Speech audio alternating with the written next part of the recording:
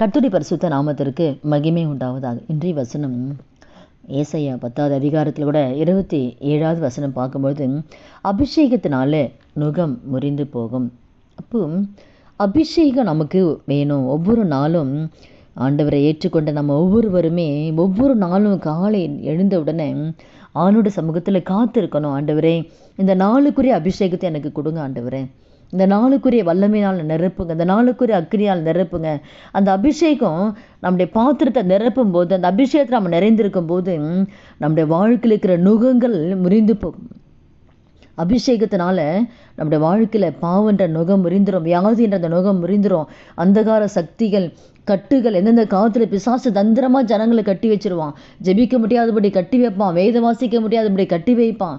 அப்போ எந்தெந்த காலத்தில் நம்மை கொண்டு வைத்த தேவன் வைத்த தரிசனம் நிறைவேறக்கூடாதபடி, திட்டம் நிறைவேறக்கூடாதபடிக்கு எந்தெந்த காலத்தில் பிசாசு தந்திரமாய் ஜனங்களை கட்டி வைத்திருக்கானோ அந்த கட்டுகள் அறுக்கப்படும். அந்த அபிஷேகத்தில் நம்ம நிறைந்திருக்கும் போது ஒவ்வொரு நாளும் தேவ சமூகத்தில் அந்த அபிஷேகத்துக்காக நம்ம காத்திருந்து அந்த அபிஷேகத்தை பெற்றுக்கொள்ளும் பொழுது அந்த அபிஷேகத்தினால நுகங்கள் முறிந்து போகுமா.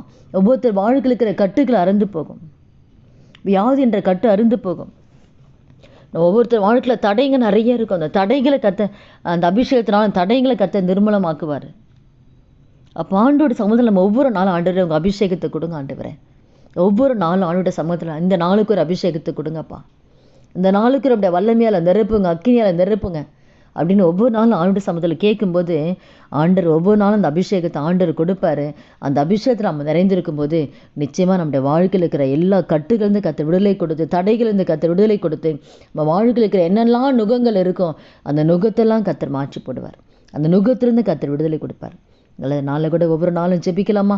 ஆண்டவரே உங்கள் அபிஷேகத்தை எங்களை நிரப்புங்கப்பா. காலையில் ஒவ்வொரு நாளும் தெய்வ சமூகத்தில் காத்திருக்கும் போது ஆண்டுடைய அபிஷேகத்தை ஒவ்வொரு நாளும் கேட்டு அந்த அபிஷேகத்தை நம்ம பெற்றுக்கொள். இந்த நாளுக்குரிய அபிஷேகம் வேணும் ஆண்டவரே, இந்த நாளுக்குரிய ஆண்டவரை ஞானத்தை கேட்கணும், இந்த நாளுக்குரிய அபிஷேகத்தை கொடுக்கணும், இந்த நாளுக்குரிய வல்லமையை கொடுங்க, இந்த நாளுக்குரிய அக்கினை கொடுங்கப்பா.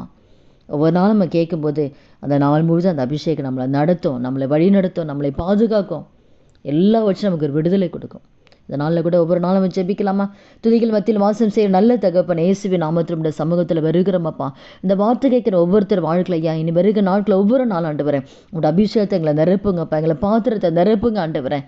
அப்பா ஆண்டவரே, ஒவ்வொரு குடும்பத்திலும் யாரெல்லாம் ஆண்டவரேன் கட்டப்பட்ட நிலைமையில் இருக்கிறாங்களோ ஒவ்வொருத்தருக்கும் காலை வேலையில் உங்கள் அபிஷேகத்தில் நிரப்பி ஒவ்வொரு வாழ்க்கையில் இருக்கிற எல்லா கட்டுகள் நிர்மூலமாகட்டும் ஆண்டவரே, வியாதியின் கட்டுகள் நிர்மூலமாகட்டும், மரண கட்டுகளை நிர்மூலமாகட்டும் ஆண்டவர். அப்பா நிர்மூலமாக்கி போடுங்கப்பா ஆண்டவரே. பிசாசு எந்தெந்த வகையில் தடைகளை வைத்துக்க தடைகளாக நிர்மூலமாக்கி போட்டு ஒவ்வொரு பிள்ளைகளை ஆசீர்வதிங்க. அபிஷேகத்தில் ஒவ்வொருத்தரை நிரப்பும்படியாக ஜெபிக்கிறேன்ப்பா.